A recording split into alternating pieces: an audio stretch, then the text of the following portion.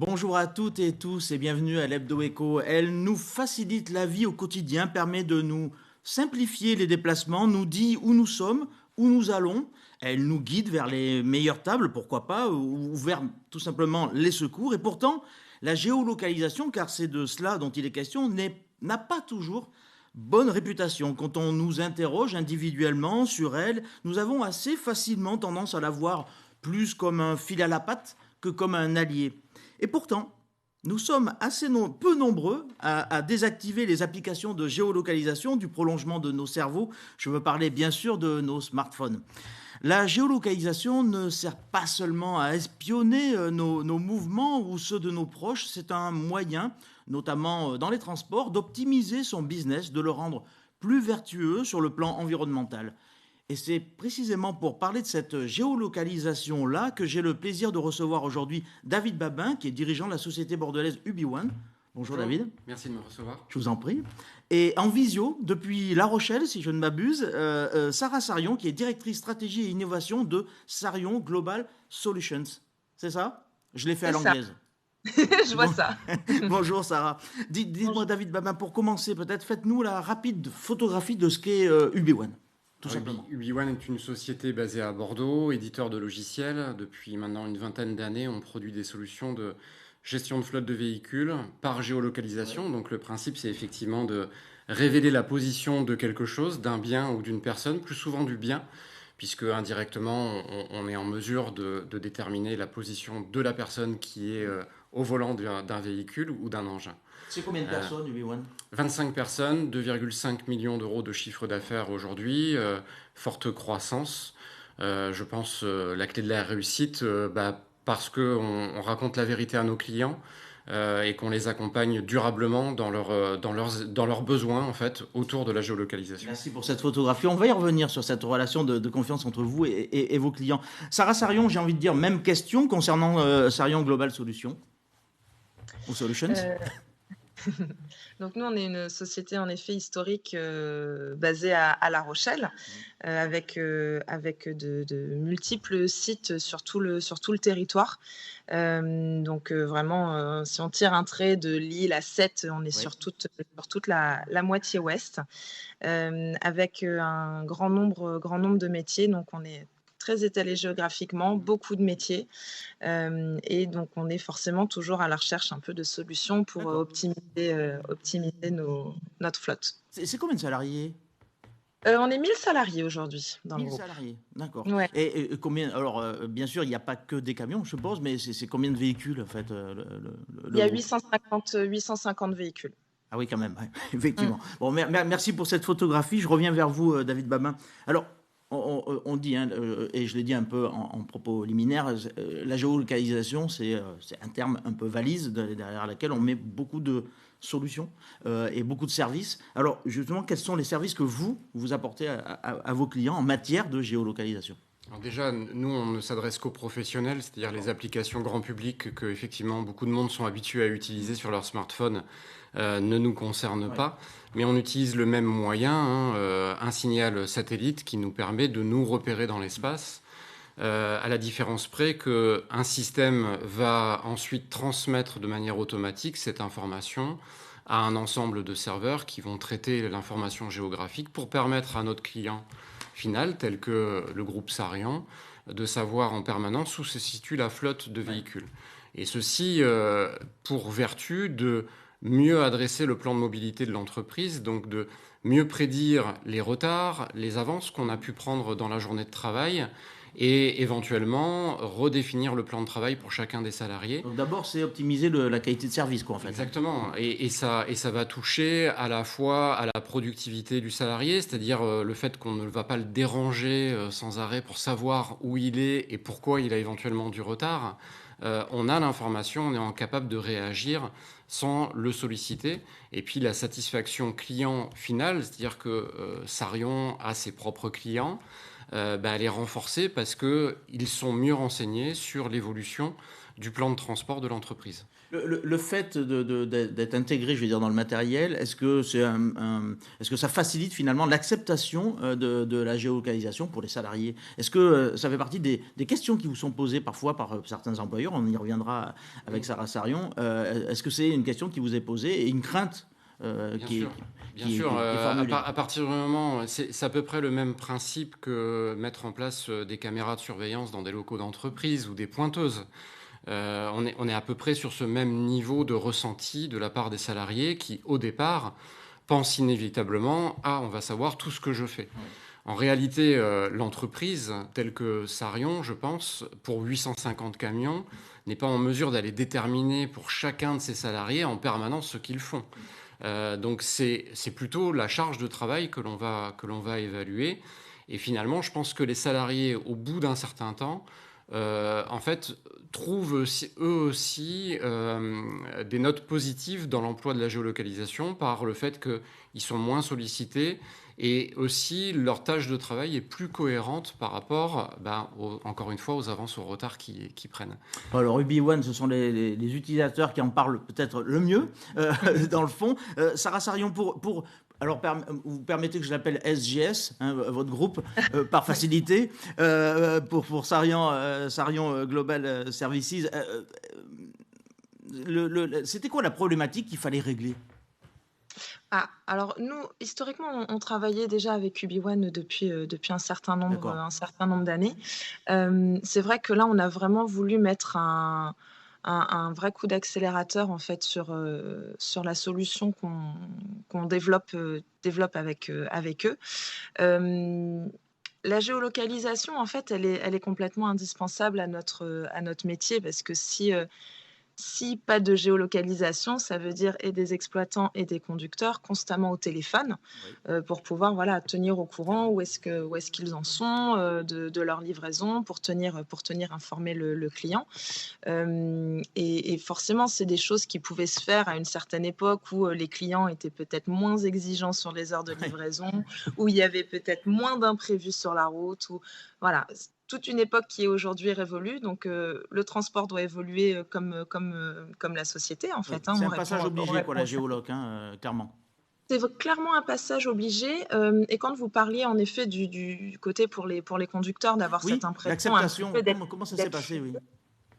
euh, il y a un vrai schisme entre deux générations, en fait. On va D'accord. avoir des générations, un peu comme moi, ou un peu plus vieux, sur du 30-40 ans, qui sont au final habitués à être avec des smartphones et qui n'ont pas nécessairement cette remise en question, du côté, voilà, de dire on veut pas être fliqué par son camion, mais on est fliqué par son téléphone, par sa voiture au quotidien. Donc, disons que c'est une autre démarche. Mais comme ce que disait David, on n'a pas le temps, on n'est pas là pour regarder ce que font les conducteurs parce que ça n'est pas du tout dans notre intérêt. Et puis, que de toute manière, enfin voilà, il y a une relation de confiance avec les salariés. Ça permet surtout, en fait, de leur libérer la pression de devoir dire, ben voilà, où est-ce que j'en suis, est-ce que j'ai eu, voilà, est-ce que j'ai un retard. L'exploitant, ça permet tout de suite de voir où il est, de prévenir le client, sans que le conducteur ait à prendre son téléphone pendant qu'il est au volant. Oui. Oui. C'est quand même quelque Oui, chose pour des d'interdit. raisons de sécurité, c'est plutôt un plus, oui. Des raisons de sécurité évidentes, on demande à nos conducteurs, ben voilà, de ne pas téléphoner, de ne pas écrire des messages au volant. Donc, pour toutes ces raisons-là, en fait, la géolocalisation, c'est quelque chose de très naturel aujourd'hui. On a de Est-ce moins. que ça n'est pas plus, est-ce que c'est pas plus, alors à la fois naturel parce que le développement du smartphone bien sûr, mais est-ce que d'une certaine façon, c'est au-delà du naturel, c'est pas encore plus indispensable aujourd'hui, en ces temps de hausse de carburant, de pression sur les fournitures, sur le prix des fournitures, les services du B1 peuvent-ils finalement améliorer aussi votre compétitivité? Évidemment, nous, ça, ce qu'on cherche à développer, et ce qu'on développe aujourd'hui avec UbiOne, avec une phase de test qui démarre, chez nous, c'est vraiment quelque chose de global. Au-delà de la géolocalisation qui existe depuis, encore une fois, un certain nombre d'années, voilà, le but, c'est d'aller plus loin tout en limitant le nombre d'interfaces. D'accord. Les exploitants, les conducteurs, c'est pas des informaticiens. Donc il faut quelque chose, et je ne suis pas informaticienne non plus d'ailleurs. Donc le but, voilà, c'est d'avoir des choses qui sont simples d'utilisation, qui regroupent toutes les données. Donc on va les regrouper, les données des remontées véhicules sur l'optimisation de la conduite, sur le comportement conducteur au volant, afin de le former pour améliorer la consommation carburant. Les taux de charge des véhicules aussi, pour permettre de calculer le taux de CO2 à la tonne transportée, Oui. qui est une donnée importante. La géoloc, la dématérialisation, pour permettre aux conducteurs d'arrêter de remplir je ne sais combien de feuilles quand ils doivent faire une tournée.